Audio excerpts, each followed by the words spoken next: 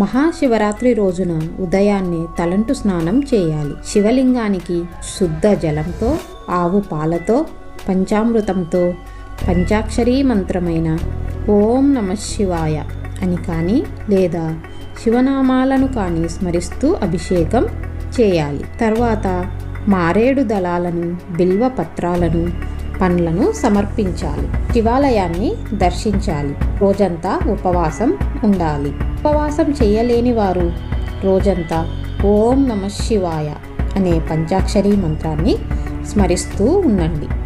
రాత్రంతా నిద్రపోకుండా శివనామ స్మరణ చేస్తూ శివుని కథలు వింటూ జాగరణ చేయాలి. మరుసటి రోజు స్నానం చేసి మహా నైవేద్యంగా అన్నం, కూరలు వండి దేవునికి నివేదించి గోమాతకు 3 ప్రదక్షిణలు చేసి ఆ తర్వాత మీరు ఆహారం తీసుకుంటే మంచిది.